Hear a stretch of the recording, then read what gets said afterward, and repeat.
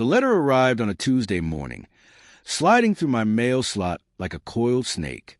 Official letterhead. Legal threats. A demand that made my coffee go cold in my hand.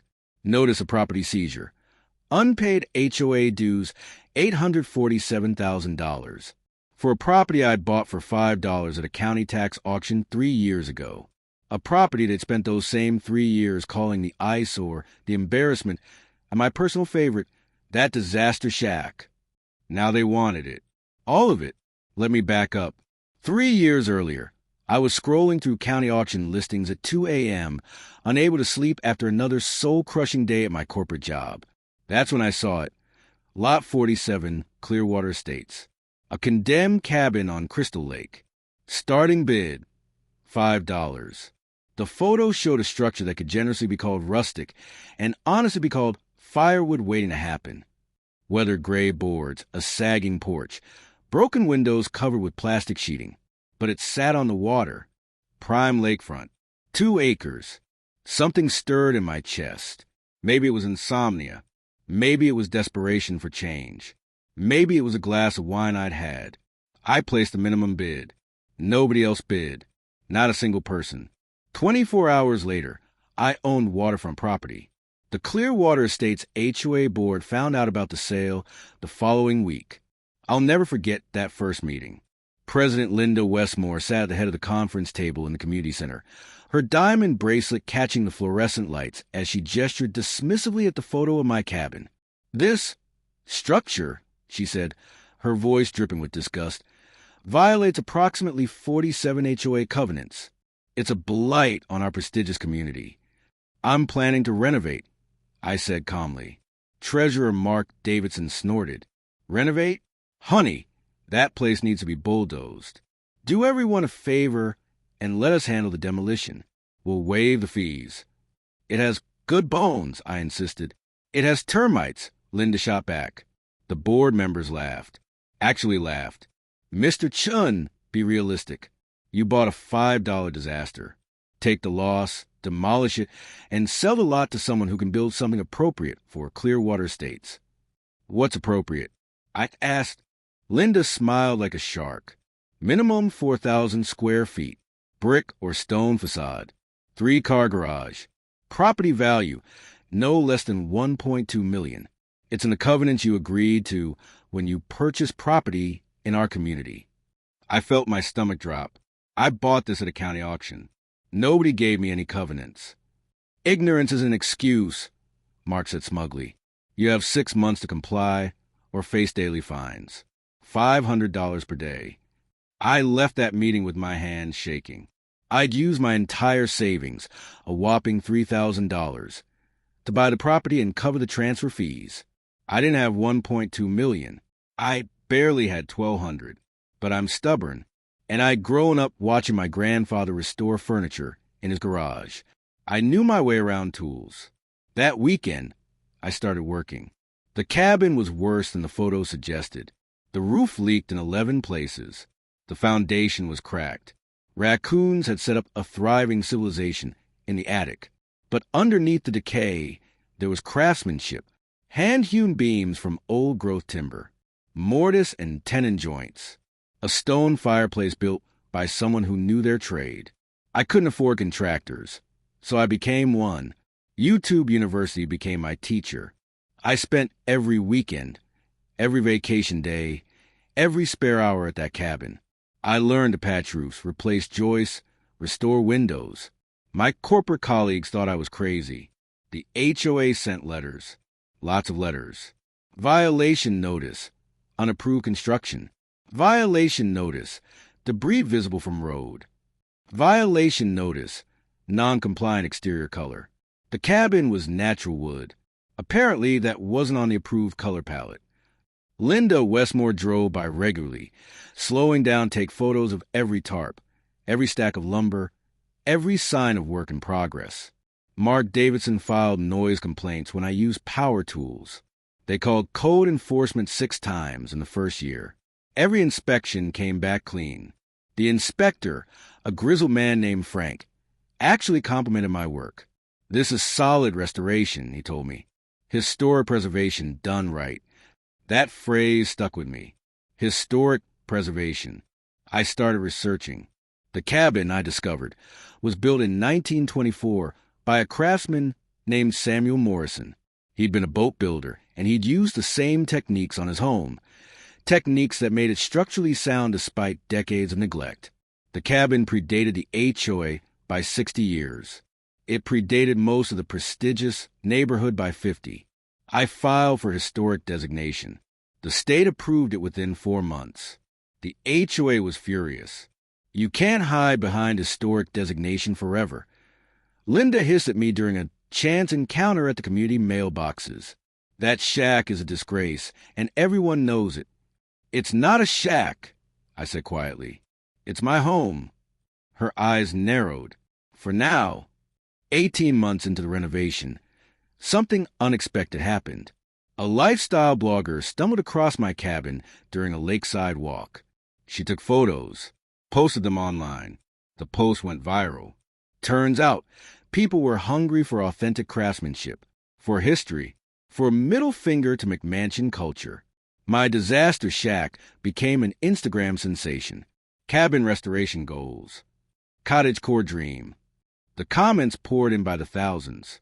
A design magazine called. Then another. Then a streaming network asked if they could feature the restoration in a show about historic homes. Property values in Clearwater Estates started climbing, but not because of the new construction, because of my cabin. Suddenly, Lakefront near the historic Morrison cabin became a selling point. Realtors started name-dropping my property in listings.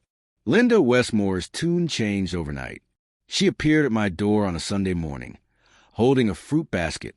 "Mr. Chun, I was just in the neighborhood and thought I'd check on our community's most famous resident." Our community's most famous resident. 6 months ago, I'd been that disaster. "The board has been discussing," she continued, her smile wide and hollow, "and we'd like to feature your property in our annual community showcase. Perhaps a garden tour." "The same property you wanted demolished?" Her smile didn't waver. "We always recognize its potential. We were simply concerned about proper restoration standards being met, which you've clearly exceeded. The board would also like to discuss possibly reducing some of those historical violation fines." "I'm not paying those fines," I said. "The property has historic designation. Those covenants don't apply." Her smile finally cracked. "We'll see about that." 2 months later, developers made an offer. Crystal Lake was becoming trendy. They wanted to build luxury condos. They offered me $800,000 for the cabin and land. I said no. They came back with $1.5 million. Still no. At $3 million, I started understanding what I actually owned. This wasn't just a cabin anymore. It was prime real estate in an area experiencing explosive growth. The historic designation made it even more valuable. Developers couldn't touch the land, which made everything around it more exclusive. A boutique hotel chain offered $4.2 million. They wanted to preserve the cabin as a luxury rental, the centerpiece of a high-end resort experience. I was considering it when the appraiser came back with updated numbers. "Mr. Chun, given the property's historic status, lakefront position, viral fame, and development restrictions that increase surrounding property scarcity, conservative estimate is $5.2 million. Could go higher at auction. $5 million. For a property I'd bought for $5. The HOA found out through the real estate grapevine. An emergency board meeting was called. That's when the letters started getting nasty. Notice of unpaid HOA dues. After thorough review of our records, we determined that property taxes paid by the HOA during the period when Lot 47 was condemned created a debt of $247,000, plus interest and administrative fees, totaling $847,000. Failure to pay within 30 days will result in property lien and foreclosure proceedings. I stared at the letter, my blood running cold. They were claiming they'd paid my property taxes during the years the cabin sat condemned. They were claiming I owed them, with 3 decades of compounded interest, an amount that would force me to sell. I called my lawyer immediately. "Can they do this?" I asked. Attorney Sarah Rodriguez read through the documents, her frown deepening. They're claiming they paid the taxes to prevent county seizure and protect property values in their community. The timeline shows payments made 12 years ago, before you bought it. So I owe them? Not necessarily. These documents look suspicious. The amounts don't match county records.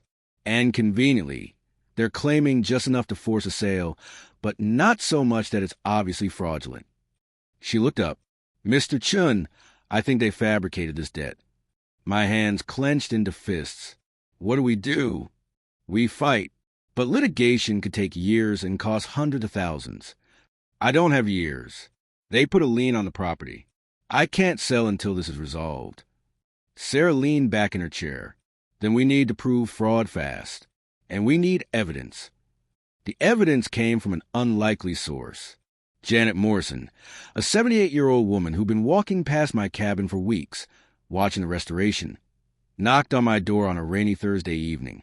I'm Samuel Morrison's granddaughter, she said, her eyes bright with tears. I wanted to thank you for saving his home, and I wanted to give you these. She handed me a box of documents, original property records, tax receipts, letters, including a letter from the HOA, dated 13 years ago, explicitly stating they had not paid any taxes on the condemned property and had no interest in acquiring it. They called it worthless, Janet said quietly. They wanted my family's legacy bulldozed. Now they want to steal it. The next morning, Sarah filed a fraud lawsuit against the HOA board. We included the documents, expert analysis of the fabricated records, and testimony from the county tax assessor, confirming no such payments had ever been made by the HOA. The lawsuit took 6 weeks. The board members tried to settle, offered to drop their claim if I dropped the fraud charges. I refused. The judge's ruling was devastating for them.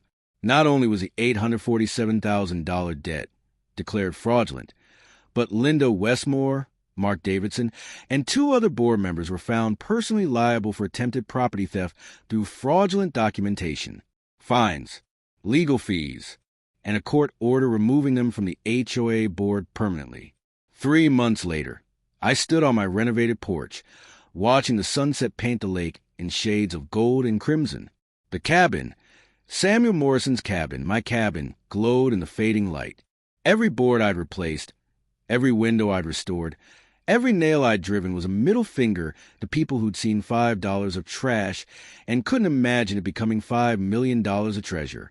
The boutique hotel chain increased their offer to $5.8 million. I turned it down. Some things aren't for sale. Behind me, the door opened. Janet Morrison stepped out, carrying 2 mugs of coffee. We become friends during the legal battle. Kindred spirits protecting her grandfather's legacy. You know, she said, settling into the rocking chair I'd restored. Grandpa Samuel always said the best revenge is a life well lived in a place well loved. I smiled, taking the coffee. Your grandfather was a wise man. He also said, Janet continued with a mischievous grin, that when someone tries to steal your joy, you steal their sleep instead. We both laughed, looking down at the main road where Linda Westmore's for sale sign stood in front of her McMansion. Turns out legal fees and fraud judgments don't pay themselves. The sun dipped below the horizon. My $5 cabin, my $5 million home, settled into the evening with creaks and sighs that sounded almost like contentment. They'd laughed when I bought a shack. Nobody was laughing now.